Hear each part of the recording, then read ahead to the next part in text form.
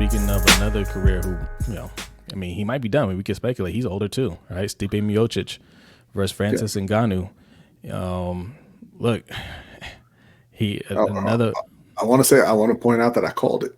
Okay. You called what? I called Miocic winning easily, and I was completely wrong on that one.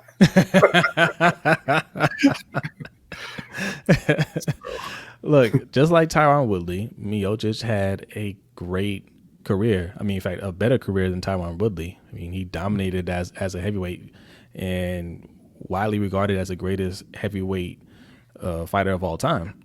And look, he's pushing 40 himself, right? It might be one of those things where he's just done. And I don't think he's done. I mean, he just got caught with a good clean punch, and then he made a big mistake right after that. Ngannou obviously went to work after their last fight where he was embarrassed. Stipe tried to get him to the ground, couldn't, and Ngannou caught him with the straight left, and then Stipe got up and he got away from him. And he turned around, he landed a punch, and then he made the mistake of saying, "Hey, yeah, we're going to go toe to toe now," and the fight was over seconds later. But honestly, I understand what Stipe was saying because he hit him and Ngannou staggered back. Yeah, right. Backed off, and it was one of those things where I think it was a solid punch, but it was more like my balance was off, right? I think that's how it was for Ngannou, more so than I'm wobbled, but like the way he staggered back, I mean. You're talking about a man who was just going at him the whole fight, and then you hit him with a straight punch, and he staggers back. You're like, oh, okay, I can go in there, and my man literally ran into that hook. I mean,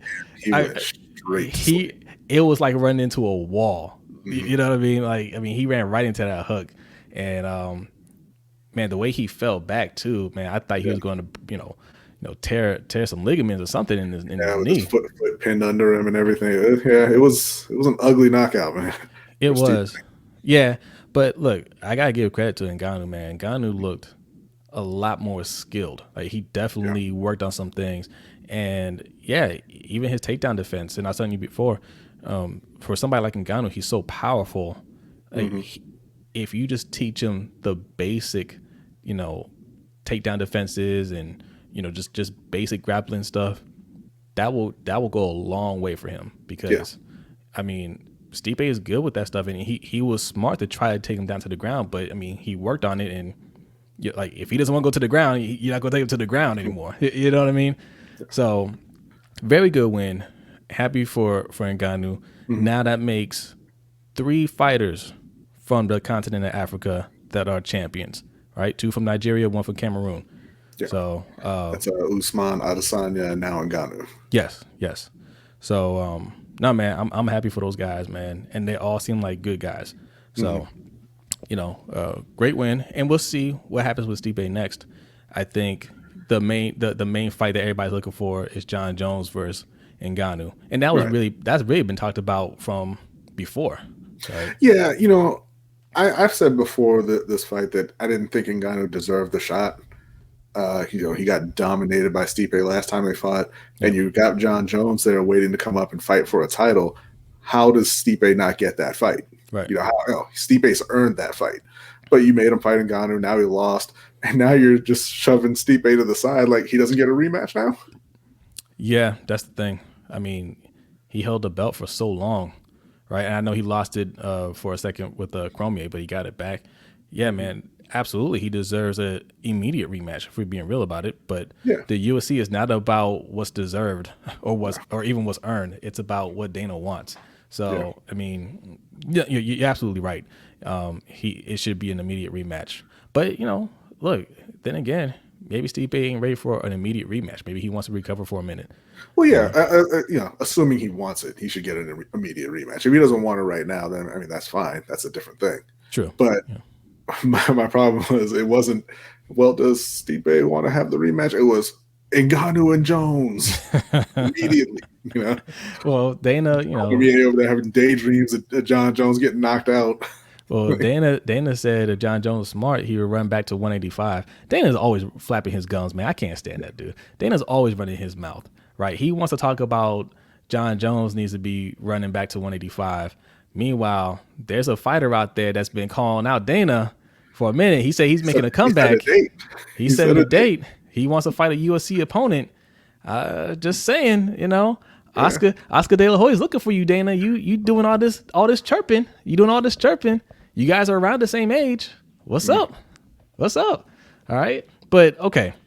So let's just take a look at this. Ngannou versus John Jones. And honestly, I'm kind of 50-50 on whether this fight happens because John Jones is serious about getting paid for this fight, as he should be. As he should be. Yeah.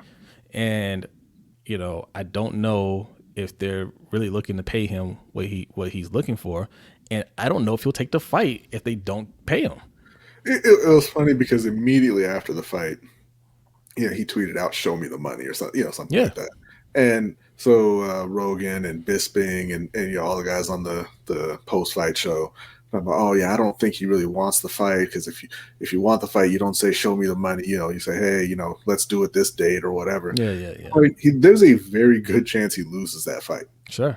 Why would he just come up to lose, to fight Ngannou for nothing? This is something that's gone on from the history of combat sports. This happens in boxing all the time. When a fighter talks about the business side of it, that fighter is scared all of a sudden. Oh, he doesn't want to do it. He's scared. He's scared. You should be doing it for the love. Hell no. Everybody gets paid off of that. The fighter needs to look up at his paycheck too. He needs to look at his bank account as well, especially when you've been doing it for as long as he has, when you've dominated for as long as he has. It is about the money. In fact, Robert Whitaker said the same thing, right? Somebody asked him in an interview not too long ago if he could, what was the question? It was like if he could finish his career undefeated or something like, if you could get the belt back or whatever, or get $1 million right now, which one would you choose? He was like $1 million. He was like, I only fight for money. Right? It's a business. Talking about legacy and stuff like that. John Jones doesn't need Ngannou. His No. legacy is set. The man's never lost, right? I mean, technically, he has a DQ on there, and some people will argue that he lost a fight here and there. Which I went back and watched those fights. He didn't lose those fights, but he hasn't been beaten, and he's one of the greatest of all times, win or lose against Ngannou, right? I mean, he loses to Ngannou. That's not going to be shocking. He's moving up to heavyweight against one of the most powerful MMA fighters we've ever seen. Yeah. So, yeah, absolutely. It's one of those things where, yeah, I'm taking a big risk here. Putting my health and my legacy on the line somewhat. Yeah, I want to be financially secure. So, yeah, man, stick to your guns. If they don't want to pay you, then they don't get that fight. Okay, I mean, he's at the point in his career where he can say that. I mean, he's only going to do maybe 2 or 3 more fights before it's a wrap for him. I don't see him being one of the old heads just hanging around like, unfortunately, Anderson Silva, who's one of my favorite.